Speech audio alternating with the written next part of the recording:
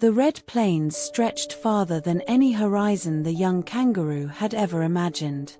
Endless waves of ochre dust rolled beneath the blazing sky, and the heat shimmered like rippling glass across the desert. But beneath that furnace-like world existed a quieter rhythm, a pulse that moved through every creature that called the outback home. Life here was harsh, unforgiving, and yet deeply wise. Everything survived by planning ahead, by storing energy, by understanding that fortune belonged not to those who rushed blindly forward, but to those who prepared for what had not yet arrived. The kangaroo was young, energetic, and full of restless strength. It loved leaping across the plains in wild arcs, feeling the exhilaration of speed, the wind tugging against its fur, the freedom of distance. But unlike others its age, something tugged constantly at its mind, a gentle awareness of the pouch it carried, a soft emptiness that would one day hold something precious. The idea felt strange. The pouch was simply part of its body, yet it meant something more, something it did not yet fully understand. The older kangaroos moved with deliberate grace, hopping slowly, saving energy, watching the shifting colors of the sky, listening to faint rustles in the brush. They noticed shadows long before they appeared. They sensed storms before clouds gathered. They carried stories in their movements, memories of seasons harsh enough to break the unprepared. To the young kangaroo, they seemed too serious, too calm, too focused on tasks that felt distant and unimportant. It wanted to leap, to explore, to chase lizards along the rocks, to race its friends through the tall grass. Preparing for the future felt unnecessary when every day felt full of sunlight and laughter. But the desert does not remain kind for long. The first lesson came with the shifting of the wind. A warm breeze turned suddenly cold, sweeping across the plains with a strange urgency. Birds took flight in jagged patterns. Lizards vanished into cracks. Even the insects quieted. The elders stopped mid-hop, raised their heads, and looked toward the far horizon. The young ones saw nothing but an empty stretch of red dust.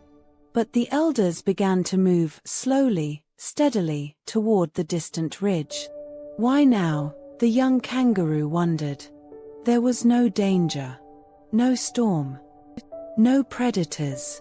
Yet something in the elders' stillness made the air feel heavier. The sky changed quickly. The line of darkness that appeared on the horizon thickened into a wall, stretching across the desert like a rolling mountain. The young kangaroo felt its heart jolt, its legs trembling with instinct it didn't understand. The elders did not run. They did not panic. They simply moved, calm, prepared, each hop measured. The young kangaroo followed them, unsure but trusting.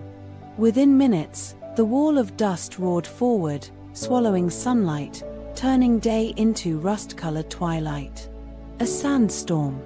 A fierce one. The wind screamed, flinging needles of grit into the air. The young kangaroo felt itself growing frightened, but one of the elders nudged it forward, guiding it toward a hollow beneath a cluster of rocks. As the storm raged outside, they waited, tucked into a space so narrow the young kangaroo wondered how the elders knew about it. They listened to the wind rip open branches and flatten shrubs. Hours passed. When the storm finally faded, the desert had changed completely. Plants were buried beneath dunes. Small burrows were destroyed. Water holes were filled with dust. Yet the elders emerged unharmed, their eyes steady, their movements unshaken. The young kangaroo felt something shift inside itself. They knew. They had prepared long before the storm arrived. Over the following weeks, the plains remained unforgiving. Food grew scarce. Heat waves rolled across the land like invisible flames. The young kangaroo began noticing how the elders always knew which bushes held hidden leaves, which trees stored moisture in their roots, which paths led to cooler ground. They did not wait for crises, they anticipated them. They stored energy. They saved strength. They taught their muscles to endure long distances. They used their pouches not only for carrying young, but as a symbol of readiness, of the wisdom to hold what mattered. The young kangaroo tried to mimic them, but its instincts still pulled it toward recklessness. One evening, just as the sun dipped behind the horizon and painted the sky with violet streaks, a flash of movement caught its eye. A faint metallic glimmer near a dried streambed. Curiosity surged. Ignoring the elders' slow migration toward shelter, the young kangaroo hopped toward the glimmer. At the streambed, it discovered something strange, a small cluster of metal cans left behind by humans long ago, half buried in the dirt. The smell was unusual. Sharp. Sickening. Yet the cans shimmered enticingly in the fading light. The kangaroo nudged one with its paw. It rolled, clinking against a stone. The sound echoed through the still air, bouncing off the surrounding rocks in unnatural tones. Something moved behind a ridge. A shape. Large. Slow. Predatory.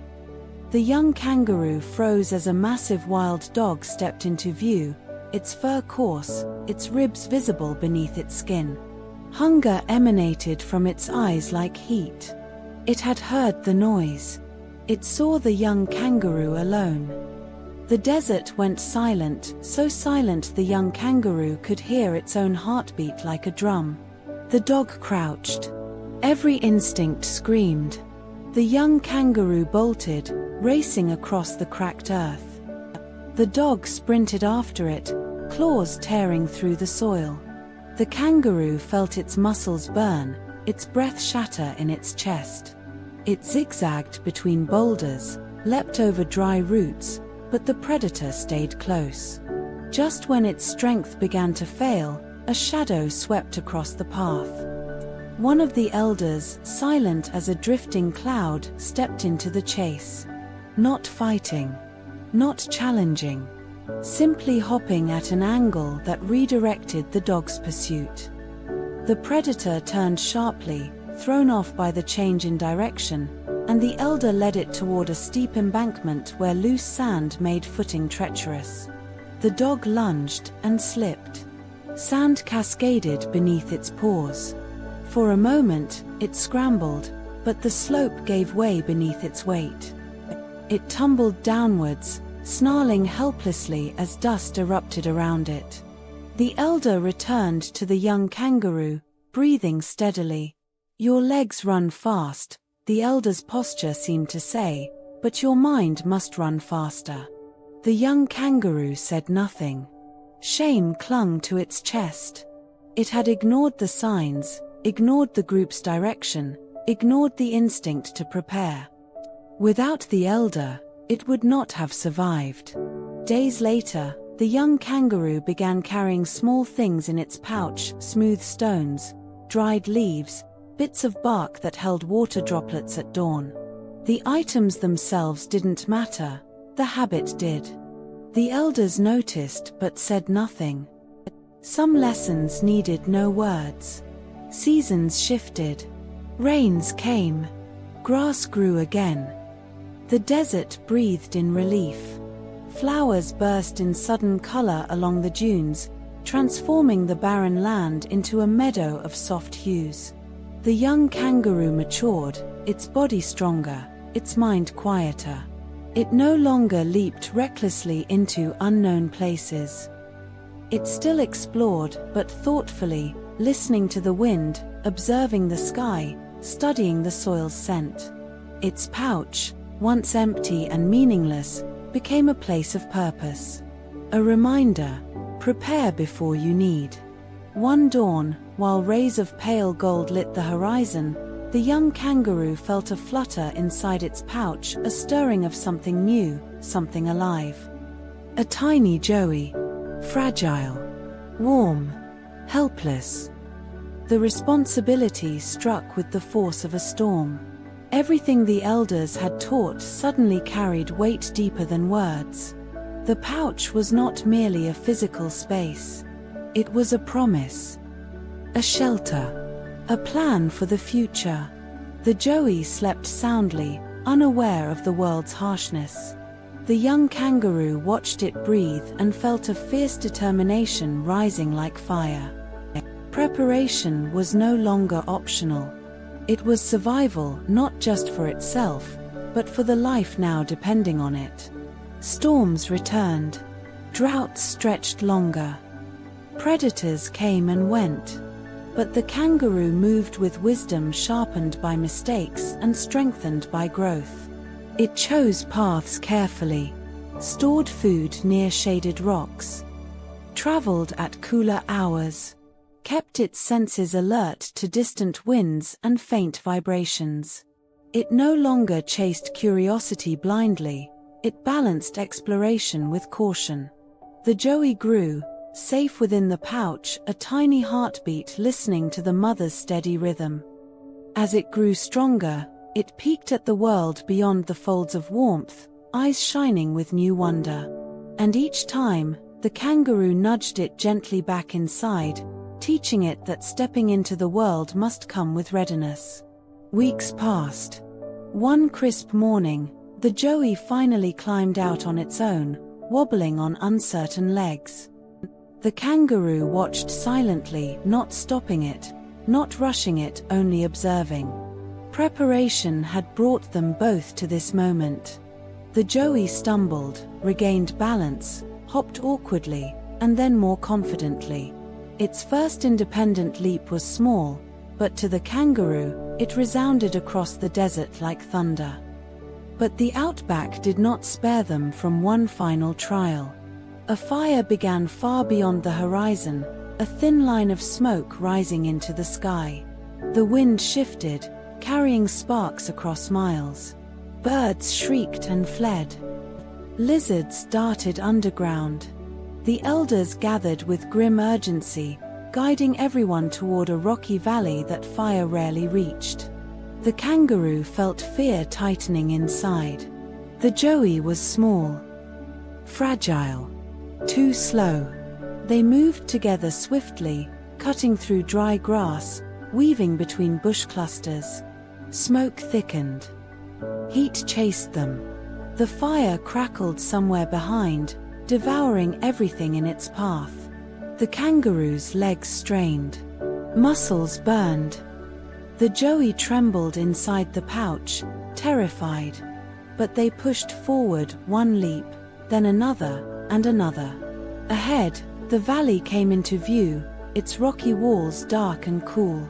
A burning branch fell from a tree with a hiss, landing dangerously close to their path. The kangaroo swerved sharply, stumbling but not falling. It pressed on, lungs aching, heart pounding. Just as flames began licking the grass behind them, they reached the valley mouth. The elders formed a protective arc, guiding all the survivors inside, shielding them from smoke and embers. The kangaroo collapsed onto cool stone, trembling with exhaustion. The joey peered from the pouch, wide-eyed but safe. They had made it. Not because of speed, not because of luck, but because they had prepared long before danger arrived. That night, as the fire raged outside the valley, casting flickering shadows on the walls, the kangaroo held the joey close. The flames glowed like a warning and a reminder. The world was unpredictable, harsh, beautiful, unforgiving. But preparation turned fear into survival, chaos into resilience, and uncertainty into calm. In the darkness, the kangaroo realized a chilling truth, one it understood now more than ever: the fire would come again. Storms would return. Droughts would spread. But the future belongs to those who prepare before danger is visible. And through the quiet crackle of distant fire, The Joey's slow breathing felt like a promise that the lessons carried in the pouch would outlive both storms and flames.